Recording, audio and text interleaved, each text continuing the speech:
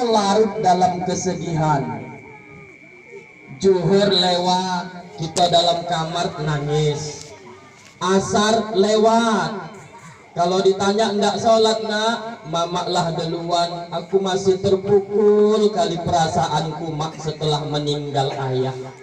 Larut dalam kesedihan bisa menyebabkan, mengindikasikan keluarga yang ditinggalkan siapapun yang berpulang ke rahmatullah jauh dari nilai ibadah di hadapan Allah Subhanahu wa ta'ala. Khadijatul Kubra ditinggal pergi untuk selamanya. Ini merupakan istri Nabi Muhammad. Khadijatul Kubra nangis di pintu di dinding Ka'bah. Masya Allah. Bahkan yang luar biasa bapak-bapak dan ibu-ibu sekalian, setelah Khadijatul Kubra, satu lagi paman yang ia sayangi yang menurut riwayat mati dalam keadaan tidak beriman kepada Allah, namanya Abu Thalib. Dua orang yang dikasihi baginda Muhammad berpulang meninggalkan dia di tahun yang sama, sehingga tahun itu disebut dengan tahun duka cita, Amul Huzni namanya. Ditengok Allah, kekasihku Muhammad sedih. Dua orang yang ia sayangi telah berpulang ke haribaanku, kata Allah di Arsy. Baiklah kuhibur kekasihku Muhammad. Diperjalankan Muhammad Rasulullah pada peristiwa Isra Mi'raj, pulang kembali pada perjalanan Isra Mi'raj membawa satu perintah, itulah yang kita kenal dengan sholat. Maka kalau adinda sudah ditinggal pergi oleh orang yang kita sayangi, ayah dalam hal ini adindaku, maka adindaku harus istiqomah melaksanakan sholat. Wasta'inu bis-sabri was-sholat. Jadikan sholat dan sabar sebagai penolong dalam kehidupan kita. A'zamallahu ajroka. Lantas boleh kita sedih menangis kalau orang yang kita cintai meninggal dunia? Boleh Pak. Nabi baca riwayatnya Pak, ketika Ibrahim meninggal. Siapa Ibrahim? Anak kandung Nabi. Usia 6 tahun menurut riwayat yang sahih, meninggal. Menangis Nabi, berebes air matanya, ditanya sama sahabat, wahai Rasul, tak ikhlaskah kau Ibrahim meninggal dunia? Ikhlas, kata Nabi. Tapi kenapa engkau menangis ya Rasul? Ini adalah air mata kasih sayang. Inilah yang dijadikan salah satu dalil boleh menangis menghadapi orang yang kita sayangi meninggal dunia. Yang tak boleh meratap Pak, mulut ngomong, tangan gerak. Kenapa lo harus kades Pulau Tanjung yang kau panggil ya Allah?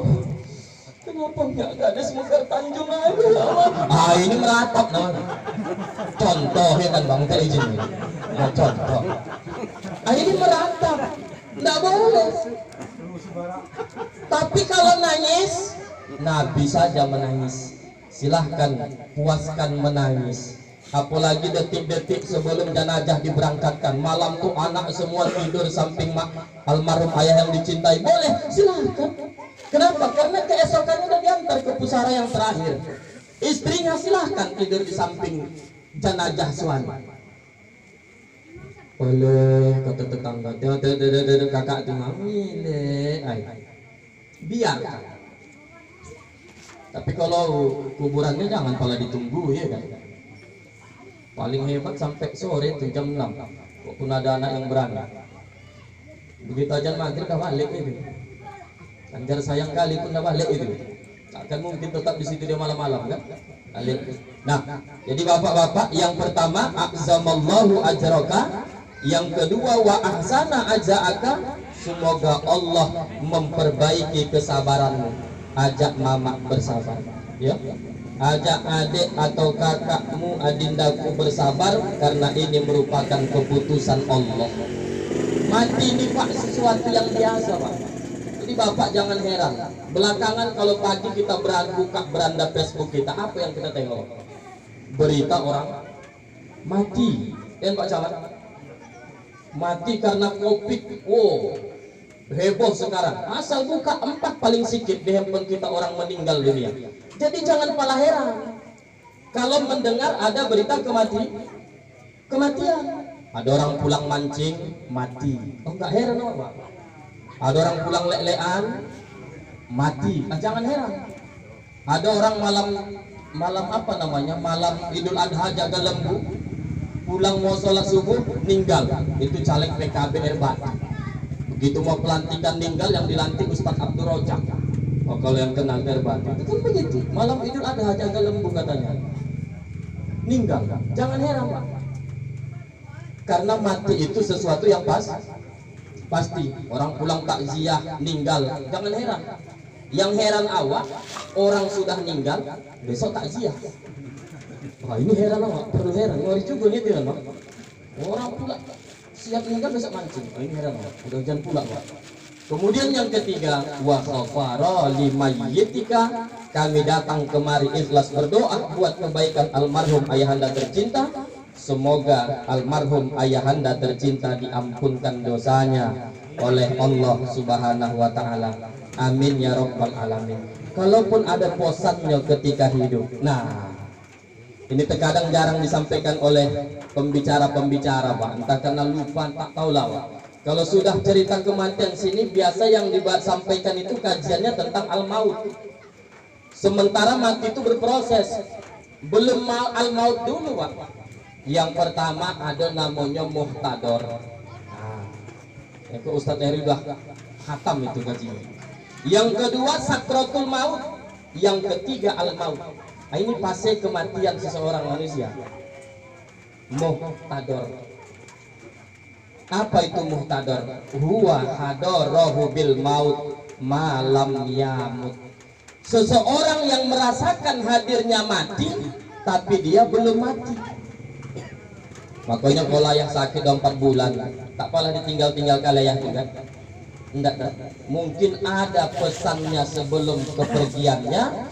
Dalam agama berpesan masa hidup kemudian meninggal, itulah yang kita kenal dengan istilah wasiat. Kendati pun wasiat itu bapak-bapak boleh gugur karena beberapa hal. Pertama, keluarga tak mampu, wasiat bisa gugur. Ini ada keluarga miskin, ayahnya udah bengek, berwasiat, nak, nanti kalau ayah mati, tanamkan ayah di tanah wakaf baki samping makam Rasul. Hidup pun ongap-ongap bau, berwasiat tanam ke Mekah. Berapa lagi ongkosnya itu pesawatnya? Tak mampu keluarga, wasiat gugur menurut syariat. Kemudian wasiat boleh gugur kalau melanggar aturan agama, gugur. Nah, aku punya kawan halak kita. Dari Koci aku berkawan sama dia. Kalau aku mati tanam aku di tanah wakaf orang itu ya. Ditanam karena anak tak paham ilmu agama. 1 minggu 2 minggu, hari kedua datang tokoh agama ke kampung tuh hijrah. Mana ayah kau kawanku dulu Koci? Ayah udah meninggal dunia.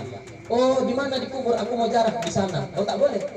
Boleh digali kubur itu wajib bahkan digali. Kalau dianggap jasad belum membusuk. Jenazah yang dari Malaysia, awas Pak. Dalam peti mayat itu udah dibalut karena mengkhawatirkan timbul bau. Bisa jadi itu jenazah posisinya terlontang ke langit. Kalau tidak dikubur tak bisa lagi, tak mungkin dibuka peti itu yang dimerengkan karena wajib mayat menghadap kiblat. Kalau jenazah tidak menghadap kiblat belum 3 hari jasad kita anggap belum membusuk, bongkar wajib. Ini pesan agama. Jangan main-main. Ini terkadang kami datang ke tanah wakaf Pak. Masih banyak tukang gali kubur kita tidak bisa membedakan mana lahat, mana sak. Di kubur keronda ya kamu tidak lihat lahat. Begitu pergi aku ke kuburan, ini bukan lahat, ini sak. Sak biasa dipakai seluruh agama yang ada di bumi ini.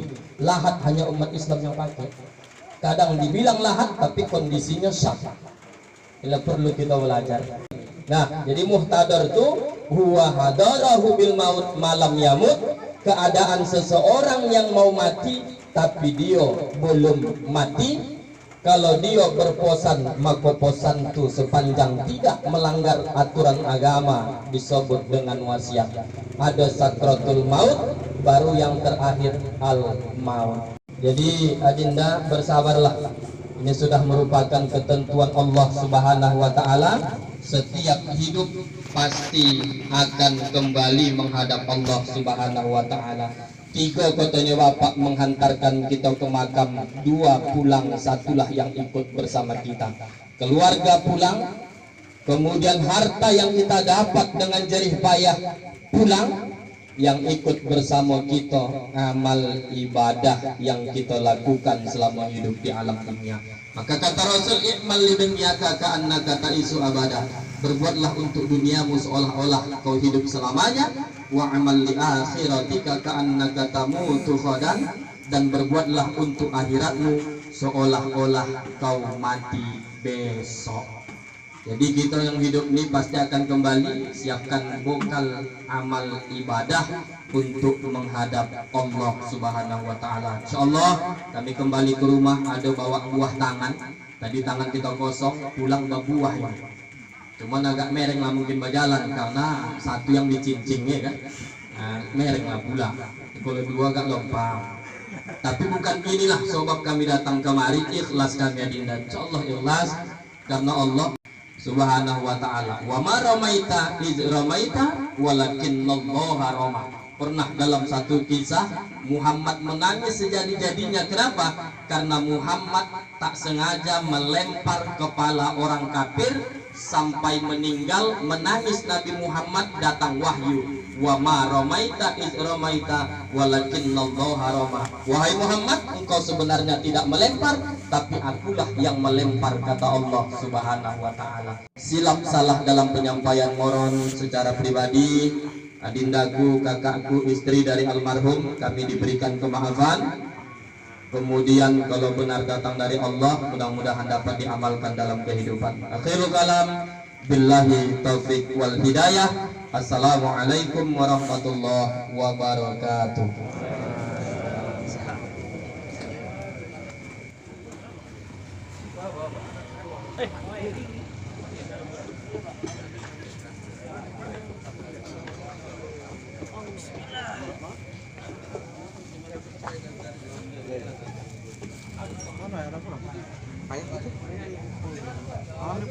Enggak.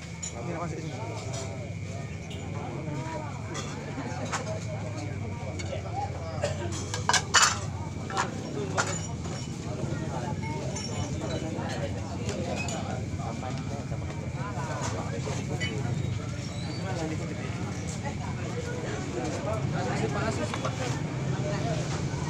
Panas.